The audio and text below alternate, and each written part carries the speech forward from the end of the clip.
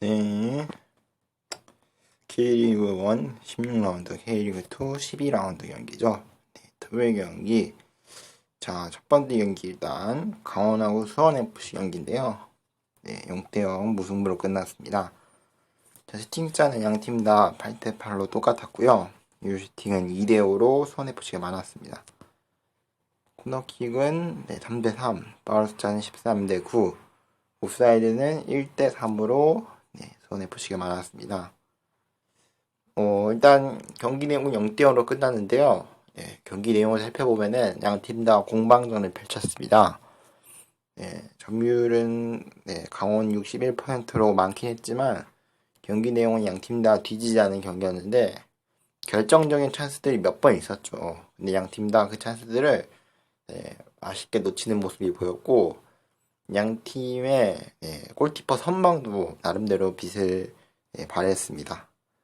가장 제가 인상 깊었던 슈팅이 후반 89분을 그러니까 후반 44분이겠죠. 후반 44분 임창호 선수의 슈팅인데요. 슈팅이 골키퍼가 물론 손을 약간 스친 것처럼 그냥 봤을 때는 몰랐는데 느린 화면에서는 손에 스친 것처럼 보이는데요. 어쨌든 골키퍼 손을 맞고 골대 맞고 공이 나왔습니다. 임창호 선수가 왜 국가대표까지 한때는 승선될 정도로 상당히 능력 높은 인재인데 강원의 공격을 이끌어주죠, 사실상. 그래서 이번 경기에서도 상당히 좋은 모습을 보여줬는데 안타깝게 그 슈팅이 상당히 강했어요. 유럽에서만 볼만한 강한 슈팅이 나왔는데 안타깝게 골로 이어지진 않았습니다. 골대 맞고 나왔기 때문이죠. 자, 그렇게 경기는 0대0으로 끝났습니다. 자, 다음 경기는 인천하고 광주 경기인데요. 2대1로 인천이 극장골 송시우 선수의 시우타임으로 이기게 되었습니다. 자, 일단 슈팅자는 13대11로 인천이 많았고요. 유효슈팅은 양팀 다 8개씩이었습니다. 자, 코너킥 숫자는 4대4 똑같았고 파울 숫자는 13대11 인천이 좀 더 많았습니다. 옵사이드는 광주가 하나 있었습니다. 자, 첫 번째 골은 일단 전반 23분에 엄원상 선수한테 나왔는데요. 펠리페 선수가 인천 수비진이 백패스하는 상황에서 패스를 잘 찾아냈고 엄원상 선수한테 패스를 밀어주고 엄원상 선수가 공간이 없었는데도 왼쪽 아래로 잘 깔린 슈팅으로 선제골을 만들어냈습니다. 이렇게 1대0으로 광주가 앞서가게 되었고요. 솔직히 말하면 전반전 내내 인천이 몸이 무거운 모습이 보였습니다. 수비 실수도 많이 나왔고요. 오히려 1실점한 게 다행이다 할 정도로 그랬는데요. 광주 입장에서는 여기서 추가 득점을 하지 못한 게 아무래도 패배의 요인이 됐던 것 같습니다. 후반전 들어서 완전히 달라진 모습을 보여줬는데 전반전까지 3백이었는데 후반전부터 4백을 쓰기 시작했어요. 그렇기 때문에 확실히 수비 라인이 좀 견고해졌고 그러다 보니까 몸 움직임도 좋아지면서 후반에 좀 살아나는 모습이 보였습니다. 자, 그래가지고 역전골에 발판이 되었는데 일단 48분에 무구사 선수의 동점골이 터졌습니다. 올 시즌 K리그 첫 번째 골이자 복귀하자마자 무구사 선수가 사실 여러 사정으로 고국인 이름이 기억이 안 나네. 몬테그리 어쨌든 몬테머시기하는 나라로 그러니까 자신의 고국으로 무구사 선수가 이제 아버지가 돌아가셔가지고 무구사 선수 아버지가 돌아가셔가지고 어쩔 수 없이 부친상을 겪게 돼가지고 이제 돌아가게 됐는데 돌아가고 나서 또 이제 자가격리도 겹치고 코로나19 확진도 받았기 때문에 여러모로 상당히 안타까운 시간이 있었습니다. 그러다 보니까 지금까지 경기에 출전할 수가 없었고 경기를 말 그대로 보기만 했습니다. 어쩔 수 없이. 그리고 오늘 첫 출전했는데 좋은 활약을 펼쳐줬습니다. 일단 골 루트를 보면은 강유주 선수의 크로스가 좋았습니다. 강유주 선수가 크로스를 잘 내줬고요. 무구사 선수가 역시 본인의 피지컬로 헤더를 만들어내면서 완전히 잘 돌려놨죠. 그러면서 동점골을 만들어냈고요. 하지만 광주의 공격도 상당히 거셌습니다. 거셌고요. 하지만 결국 양 팀 다 득점이 안 이어졌고요. 그렇게 경기가 끝난 듯 싶었지만 후반 막판에 시우 타임이 일어나게 되었습니다. 일단 광주 수비진이 제대로 걷어내지 못했어요. 그리고 송치우 선수가 돌파를 하면서 공을 잘 탈취했고요. 이제 윤보상 골키퍼가 나오면서 각을 잘 좁혔지만 역시 송시우 선수가 재치있게 슈팅을 때리면서 상당히 슈팅도가 상당히 강했어요. 골문 구석으로 빨려간 듯이 빨래칠처럼 들어갔거든요. 그래서 상당히 좋은 슈팅이었고요. 자, 결국 윤보상 골키퍼도 막지 못하면서 골로 이어졌습니다. 그러면서 인천이 2대1 극장골을 기록하게 되었습니다. 자, 다음은 K리그2 경기죠. 김천 상무하고 대전 하나시티즌 경기 1대1 무승부로 끝났습니다. 자, 슈팅수는 13대 10으로 김천이 많았고요. 유효슈팅은 5대 3, 코너킥은 10대 4, 파울 숫자는 15대 11, 옵사이드는 2개 하나씩 있었습니다. 자, 일단 첫 번째 전반 25분에 김민덕 선수의 골 같은 경우는요. 사실 VR로 취소될 뻔했어요. 일단 대전의 골망을 일단 먼저 이제 갈랐거든요. 대전이 김천의 골망을 수비수 맞고 이제 앞에 있는 김민덕 선수한테 전해졌다라고 해가지고 VR로 골로 인정됐고요. 헤딩할 때 모습을 봐야 돼요. 헤딩하는 순간 옵사이드 위치를 보기 위해서 VR까지 갔었는데 솔직히 말하면은 헤딩하는 순간 옵사이드가 맞습니다. 무릎이라든지 그쪽 부분이 좀 더 튀어나와 있었어요. 제가 보기에도 옵사이드가 맞는 것 같고요. 근데 헤딩 상황에서 제가 생각하기에는 어떤 사연인지 정확히 나오진 않았지만 제가 개인적인 뇌피셜이에요. 이거는 고지고대로 믿으시면 안 되고요. 맞는지 틀리는지도 모릅니다.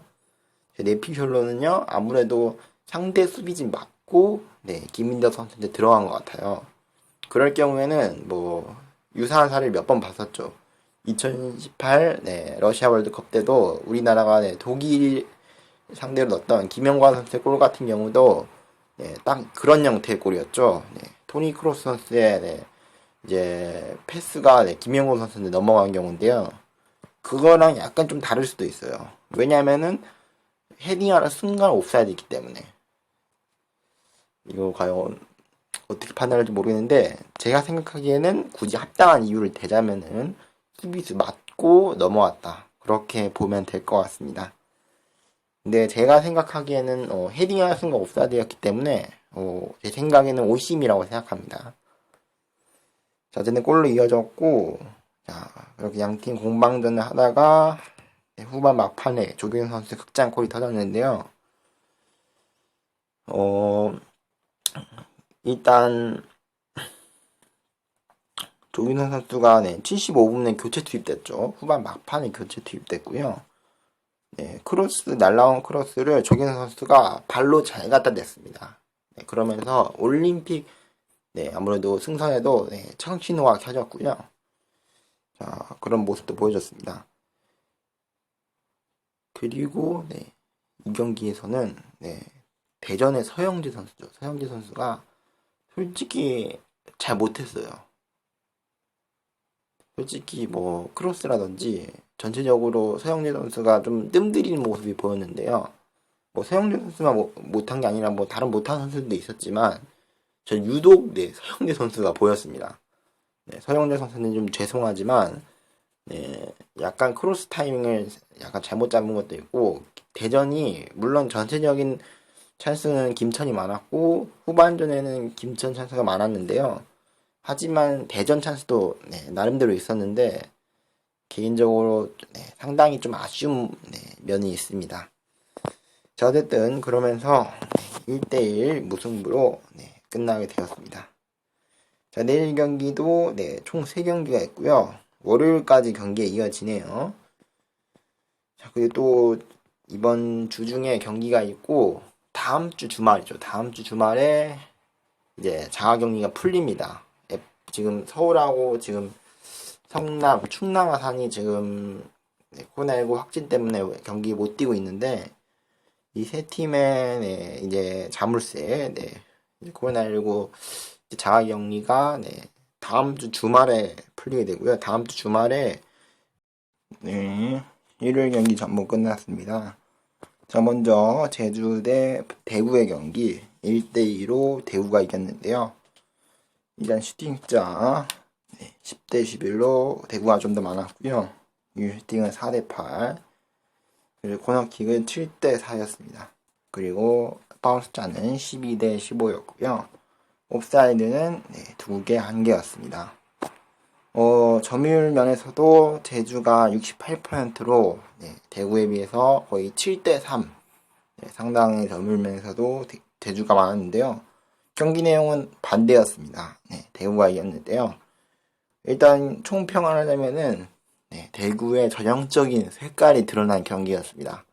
제주가 경기 내내 대구의 페이스에 말렸다 할 정도로 전체적으로 주도는 뭔가 점유율은 있는데 공을 주도하는 느낌이 있는데 정작 공격적인 면을 제대로 보여주지 못했고요.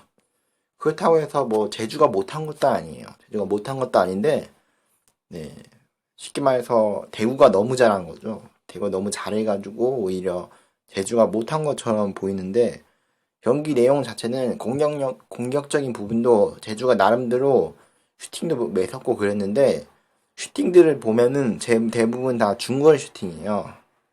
그래가지고 최전방에 있는 주민규 선수한테 볼이 많이 배급되지 않았고요. 실제로 첫 번째 골이 나오기 전까지는 결정적인 찬스들이 많이 없었습니다. 그게 아쉬웠고요. 물론 두 팀 다 약간의 수비 실수가 있었지만 그 찬스를 살리지 못한 것도 아쉬울 것 같습니다. 일단 첫 번째 골은 상당히 이른 시간에 나왔는데요. 전반 7분 황승민 선수의 크로스가 올라오고 김진혁 선수가 그 크로스를 헤딩으로 높은 타점을 이용해서 골을 만들어냈고요. 그게 첫 번째 골이었고요. 자, 두 번째 골 같은 경우는 후반 54분에 열렸는데요. 54분 정승원 선수가 세즈미안 선수가 밀어주는 패스로 이제 공을 잡게 되었고 그냥 때리지 않고 정승원 선수가 한 번 접고 볼 컨트롤 상당히 잘 가져갔고요. 한 번 접고 슛을 해가지고 수비수하고 골키퍼를 전부 속이는 동작을 만들어냈습니다. 그러면서 2대0을 순식간에 만들어냈고요. 하지만 2분 뒤 주민규 선수의 골이 터졌죠. 이창민 선수가 중후 슈팅을 때렸는데 그게 세컨볼로 최영 골키퍼가 제대로 처리하지 못했고요. 그걸 주민규가 이제 잘 당해가지고 세컨볼 침착하게 마무리해가지고 비록 골대하고 들어가긴 했지만 득점이 되면서 추격하게 됐는데 안타깝게 추가골이 나오지 않으면서 대구가 1대1로 이기게 되었습니다. 일단 대구의 역습이 상당히 매서웠죠. 특히나 빠른 역습이 상당히 좋았는데 몸 움직임도 제주보다 대구가 좀 더 가벼운 느낌이 있었고요. 내려앉다가 순식간에 올라오는 모습은 대구의 색깔을 잘 보여줬습니다. 그러면서 팀 창단 최다 연승인 6연승을 돌파하게 되었습니다. 6연승 돌파하면서 지금 순위 지표에서 상당히 높은 지표까지 올라와 있고요. 비록 몇 팀이 경기를 안 치르고 대구도 한 경기 덜 치르긴 했지만 그래도 상당히 높은 승점을 유지하고 있습니다. 그렇게 되었고요. 자, 다음 경기 울산하고 수원의 경기죠. 1대1 무승부로 끝났고요. 자, 슈팅자 같은 경우는 23대 10으로 울산이 많았고요. 유효 슈팅도 네, 불산 15개나 됐어요. 네, 15대 6으로 유효 슈팅 자체도 상당히 많았고, 코너킥은 7대 3, 네, 바르샤는 19대 16, 옵사이드는 울산만 하나가 있었습니다. 일단 경기 내용을 보자면은, 양팀 다 슈팅자가 많았어요. 전체적으로 기회가 나면은 때리는 느낌의 그런 축구를 양팀 다 보여줬고요. 그거에 비해서는 네, 양팀 다 슈팅이 많이 나오지 못했습니다. 결정적인 슈팅은 양팀 다 많이 놓치기도 했고, 네, 많이 때리지 못한 것도 있고, 하지만 선제골은 되게 이른 시간에 나왔죠. 네, 전반 4분에 수원이 선제골을 넣었습니다. 김태환 선수가 크로스를 올렸고, 여기서 말한 김태환은 울산 김태환이 아니라 수원 김태환이겠죠. 수원 김태환 선수가 크로스를 올렸고, 제리치 선수가 헤더로 마무리하면서 시즌 3호골을 만들어냈고, 그렇게 수원이 앞서가게 되었고, 그 이후로 전체적으로 양팀 다 득점하지 않으면서 확실히 수원이 좀 더 유리한 입장으로 흘러갔습니다.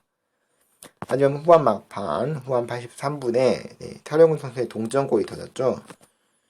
김성주 선수가 공을 잘 소유하고 패스를 잘 찔러줬고요.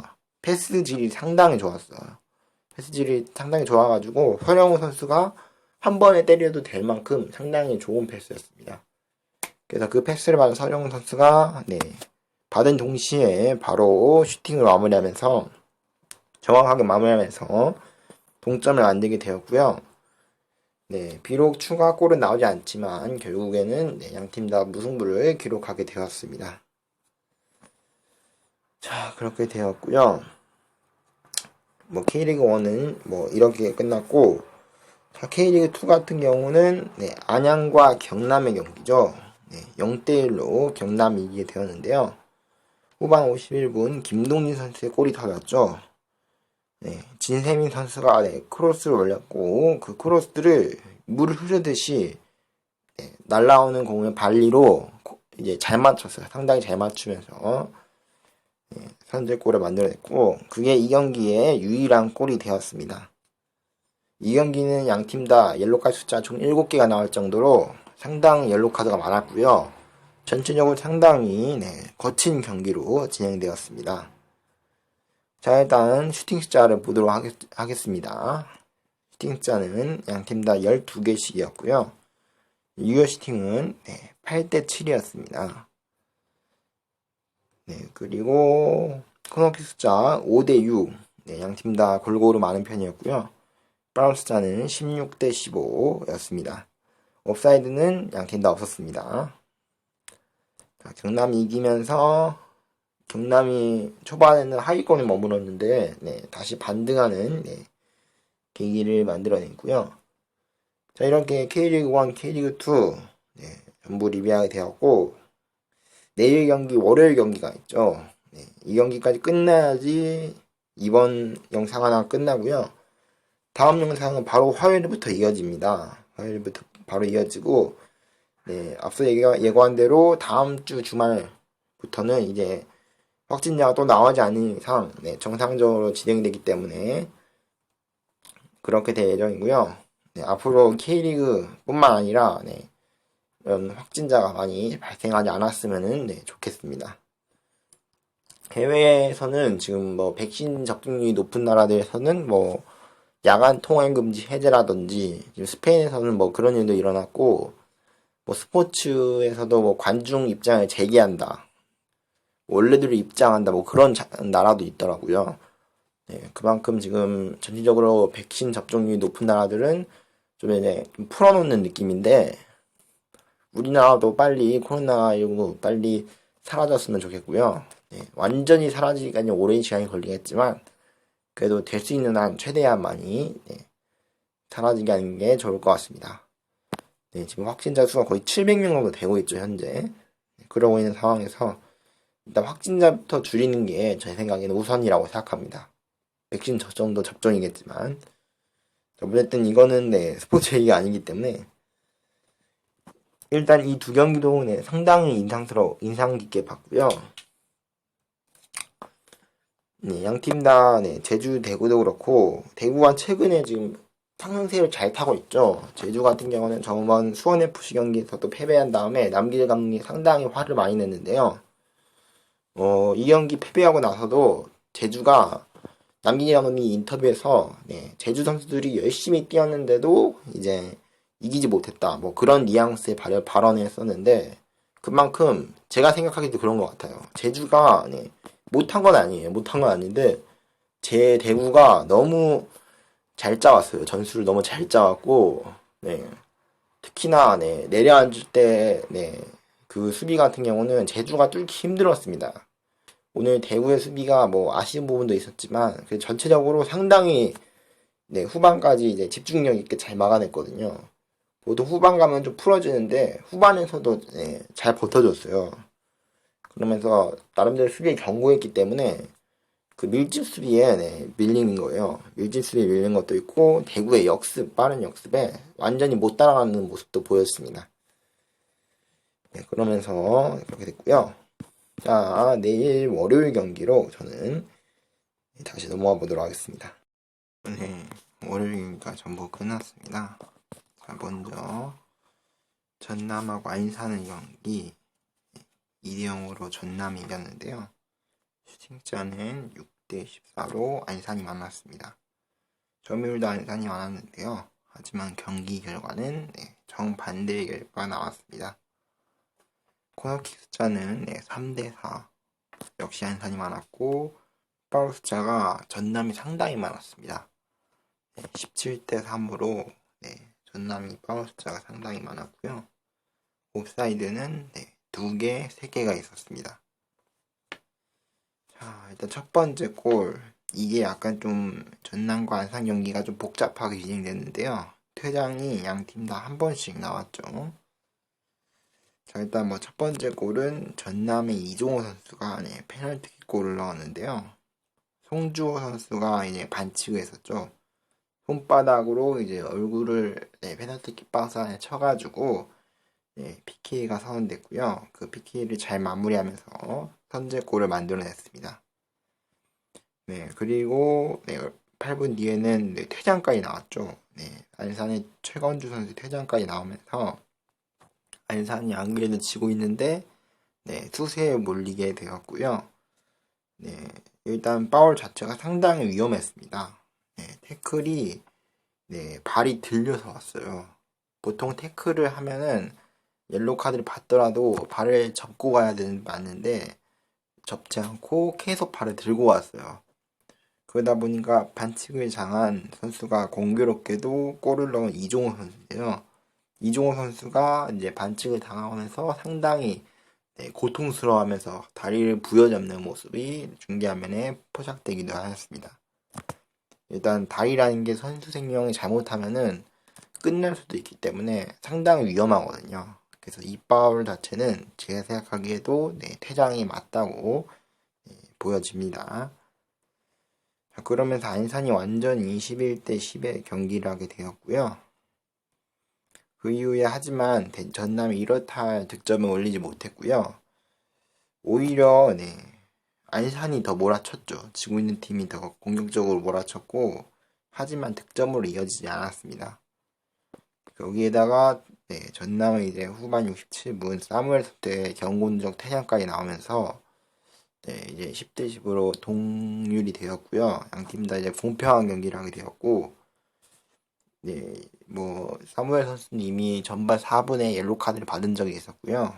67분에 돌파를 하기 위해서 역습하는 과정에서 김선호 선수가 이제 그 펠리페랜다 그 사무엘 선수가 이제 드리블 진공을 걷어냈거든요. 걷어내고 나서 공과 상관없이 사무엘 선수랑 이제 부딪혔는데 사무엘 선수가 반칙을 했습니다. 상당히 속도감 있는 상황에서 한 반칙이기 때문에 상당히 위험했고요. 그러면서 결국 경고 누적 퇴장을 받게 되었습니다. 그래서 10대10 그런 경기로 다시 진행되게 되었고요. 결국 84분에 바로텔리 선수의 헤더골로 헤더골입니다. 벨스리 선수가 이제 프리킥 상황에서 날라온 볼을 앞에 선수가 이제 경합하면서 서로 헤더를 했는데 제대로 걷어내지 못했고 세컨볼이 하필 발로텔리 선수 앞에 떨어졌습니다. 그 공을 잘 받아내면서 마무리하면서 2대0을 만들어냈고요. 그렇게 생각하면은 운도 전남이 잘 따라줬어요. 경기 내내 전남이 나름대로 운이 상당히 좋은 모습도 보여줬습니다. 자, 그러면서 전남이 2대0으로 이기게 되었습니다. 두 번째 경기는 부천과 서울 이랜드 경기입니다. 1대1 무승부로 끝났고요. 일단 부천 입장에 다행인 게 지금 6경기 동안 득점이 없어요. 6경기 동안 못 이긴 게 아니라 물론 6경기 동안 못 이긴 것도 문제가 있지만 6경기 동안 득점이 없었어요. 골도 못 넣었다는 소리예요. 그만큼 상당한 골 가뭄에 시달리고 있었는데 69분에 크리슬라 선수의 골이 터지면서 6경기 연속 무골 행진이 종료되게 되었고요. 조윤영 선수가 중거리 슈팅을 상당히 잘 때려줬고 세컨볼을 크리슬라 선수가 잘 마무리하면서 선제골을 넣게 되었고요. 하지만 기쁨도 얼마 안 가셔서 8분 뒤에 코너킥 상황에서 레안드로 선수가 코너킥을 상당히 잘 찾았고 최재훈 선수가 돌아뛰는 움직임을 보여주면서 헤더골을 만들어냈습니다. 경기는 그대로 끝나면서 1대1로 끝났고요. 저는 슈팅자는 8대10으로 서울 이랜드가 많았고 유슈팅은 하지만 부천이 많았습니다. 6대2로 많았고요. 그리고 코너킥자는 3대4였습니다. 파울차는 양팀 다 13개였습니다. 그리고 옵사이드는 서울 이랜드만 3개가 있었습니다. 일단 솔직히 말하면은 서울 이랜드가 마지막 코너킥 자체는 상당히 좋았거든요. 레안드로 선수가 코너킥 올려주고 최재현 선수가 돌아뛰는 움직임, 전형적인 모범 교과서에나 나올 만한 상당히 모범적인 그 표본 같은 코너킥 득점이거든요. 코너킥 상황에서 헤더를 할 때 저런 식으로 돌아뛰어서 골을 넣는 거 상당히 교과서적인 골인데 그만큼 골 자체는 상당히 깔끔했어요. 그치만 경기 내용 자체는 서울 이랜드가 주도하고도 제대로 마무리하지 못했고요. 부천이 지금 6경기 연속 지금 무골 행진을 하고 있었기 때문에 그 부천 상대로 선제골까지 먹혔기 때문에 사실 경기 내용은 오히려 원정이긴 하지만 서울 이랜드가 졌다고 할 정도로 분위기가 상당히 좋지 않습니다. 서울 이랜드도 더 높은 데로 올라가기 위해서는 이런 어느 정도 하위권 팀들은 그래도 잡아주는 게 아무래도 좋겠죠. 그나마 부천이 또 다행인 게 앞서 말한 대로 6경기 연속 무골 행진이 일단 끝났고요. 끝나면서 이제 오랜만에 1대1 무승부로 승점 얻었기 때문에 좀 값질 것 같고요. 아쉬운 점이 선제골을 내고도 골을 먹혔기 때문에 그 점에 대해서는 보완해야 할 것 같고요. 안타깝게 승점 3점은 놓치게 되었습니다. 자, 그리고 K리그1 17라운드 경기가 바로 내일 있죠. 이렇게 바로바로 이어지게 되는데 오늘도 전북과 울산의 미디어데이도 진행되었습니다. 그게 또 라이브로 진행됐기 때문에 궁금하신 분은 K리그 공식 채널에 가셔서 풀 영상이기 때문에 거기에 가시면은 보실 수 있을 거라고 생각합니다. 자, 그리고 지금까지 K리그2 순위 대충 이렇게 되었고요. 아직 경기를 못 치는 팀들이 있기 때문에 그런 팀들도 좀 고려를 해야 할 것 같습니다. 자, 그러면은 저는 내일 경기 내일 보도록 하겠습니다. 내일이라고 하는데 영상 자체는 따로 올라가기 때문에 한참 나중에 볼 것 같습니다. 그럼 여러분 안녕히 계세요. 바이.